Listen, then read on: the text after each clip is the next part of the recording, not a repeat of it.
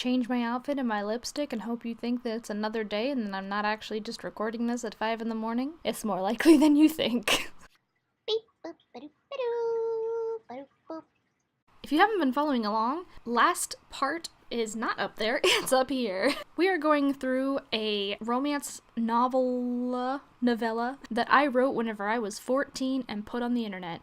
And it's as terrible and as amazing as you think it is. Previously on Veky's Journal, the worst title for this book ever. If you have a better idea for this title, comment down below. Veky is a 16-year-old girl who lives underground because of vague government things where the rebels had to flee underground to escape something. When she was 13, she dated a boy named Jeremy who had come from the surface and was like an orphan that they took in, and he was abusive and awful to her. He always told her kisses sucked. He apparently cut her, but she loved him anyway. And then he went onto the surface and disappeared. Lace is her childhood best friend who is kind of creepily in love with her. He was like always watching her sleep. They had this whole conversation about whether or not he truly feels emotions because he's so stoic and quiet all the time. And now they have been caught topside and they don't know what's going to happen to them. They're going to get subjected to death or torture or worse.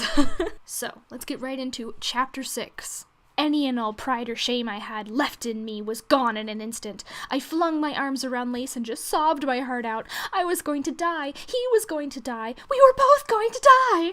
I wished he would tell me it was going to be okay. I wished so hard that it made me almost angry with him. It was like hugging a statue. When the soldiers came, Lace slipped out of his weird state. He clung to me, and the soldiers had to literally pry us apart. I could barely stand. Oddly, my first thoughts were about Jeremy. How on earth had he survived this 3 times before they finally killed him? They led us up to this huge building.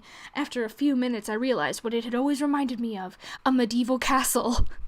Because of course it does. They dragged us inside, down a hall, through several more rooms and halls, until they finally left us in a huge stone room with a wooden table. It had a few wooden chairs around it, a rug in front of a fireplace, and a large wooden door across from the door we had just come in from. In between the 2 doors was a huge suit of arms. The soldiers said, "He'll see you in a few minutes," then just left us. I flew to Lace's side as if he'd make all this go away. "Who do you think they meant by he?" I asked him. His eyes shone terror like I'd never seen before. His breathing was heavy, and he seemed about ready to explode. I don't know." He kept his eyes on the door across the room from us. After a few minutes, a man in a huge black cloak came in. He seemed young, maybe a few years older than I was. The cloak had a hood. You couldn't see his face. Lace grabbed my hand, and I squeezed his hand just as hard as he was squeezing mine. "I love this cloak. It adds to the drama of it all." He laughed cruelly and coldly.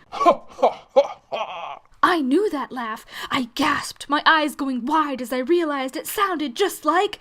Jeremy looked up at us. Bum, bum, bum!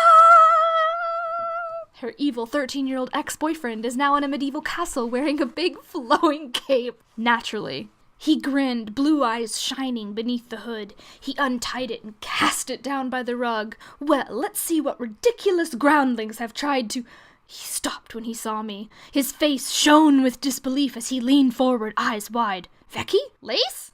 He took a few large strides over to us, stared right into my eyes in his threatening way that I used to think was the greatest thing on earth. I'm trying to think of what that would even look like.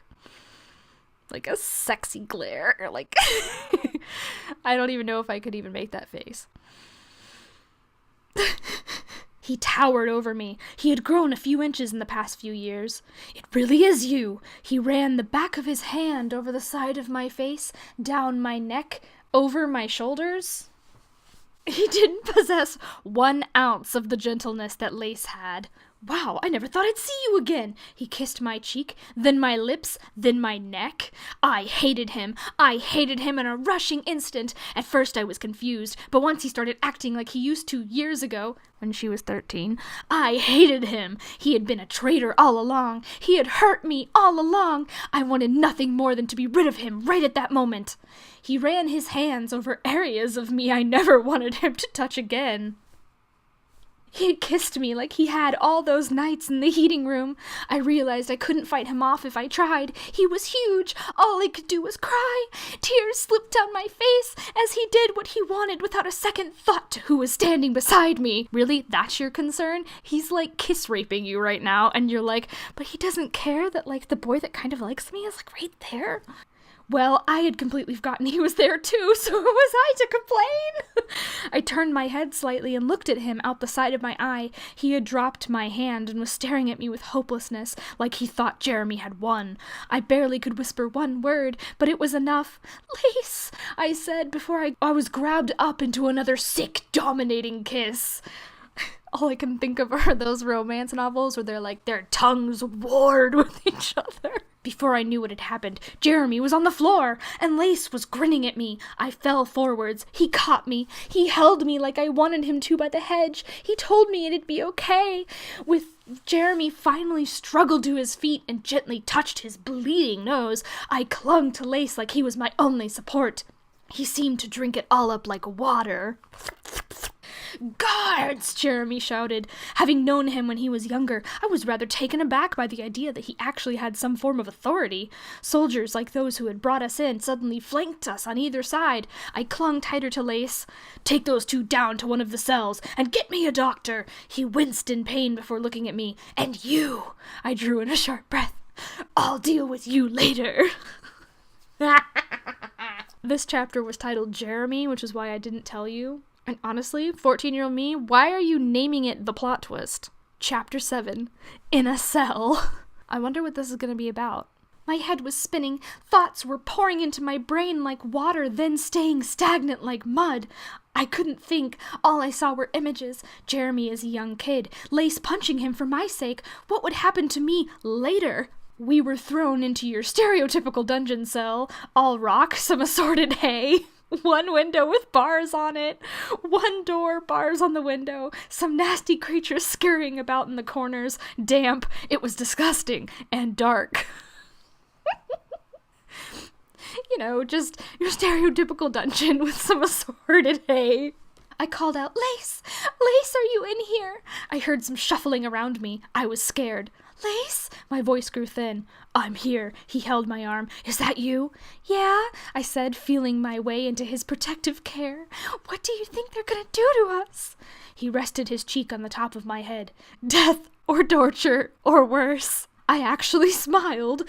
I never listened to that warning. "Me neither," he sighed. "I still can't figure out why they would close the hatch without at least sending someone to find us." "Maybe they forgot us." "They wouldn't forget us." I stared into the blackness. "How can you be sure? We're nobody. They always do a head count. Maybe they miscounted and thought we were there." "No, your brother would have said something." She has a brother? Oh, wait, is he the one who's named Necht? Jankry and Arct would have said something. Somebody would have missed us. Maybe they were in a hurry. Maybe it was all an accident. I don't think so. Tears were forming in my eyes. My voice was shaking. I couldn't keep a handle on my emotions. Well, I refuse to believe that the people I have loved since birth would purposefully lead me outside to die. If you want to believe that, go ahead. But I know they wouldn't do that. I sobbed uncontrollably. He didn't say anything, Mr. Calm. He just held me, and it felt like he was waiting for me to go on. It must have been a mistake. I was saying it for more my sake than his, like all the times we accidentally locked Jeremy out. He scoffed. You really think that was an accident? I rearranged my thoughts, remembering Jeremy was a traitor. No, he must have been spying on us. More silence and darkness as we thought to ourselves. Something I don't understand, though. If he's some kind of governor or ruler or king or whatever, why didn't he just storm our bunker and kill us all? He knew where we were. Veky, in case you haven't noticed, he's nothing but a sick sadist. His voice was really quiet. He likes to hurt people. I snuggled into his shoulder, which was already a small river of my tears. You always knew that, didn't you? Ever since the first day he showed up, you knew he was no good. He didn't answer. We stayed there for a long time, watching the rats scurry around on the floor. Sometimes they would come over and stare at us, sniff the air, then dash back into the darkness. I quietly took his jacket off me and slid it around his shoulders. "This is yours," I said. He smiled a bit. I couldn't see it, but I could feel it. The air got a little warmer. Apparently, Lace can warm spaces just with the force of his happiness. We didn't speak. Both of us had enough thoughts murking around our brain to keep us occupied for days. The door was shoved open, and a rather large man with a gun glared at us. "Lord Jeremy wants you." I chuckled. "Lord Jeremy?" and started to get up. "Not you, girl." He pointed the gun at Lace. "Him." This story is way too much fun to read. It's so ridiculous.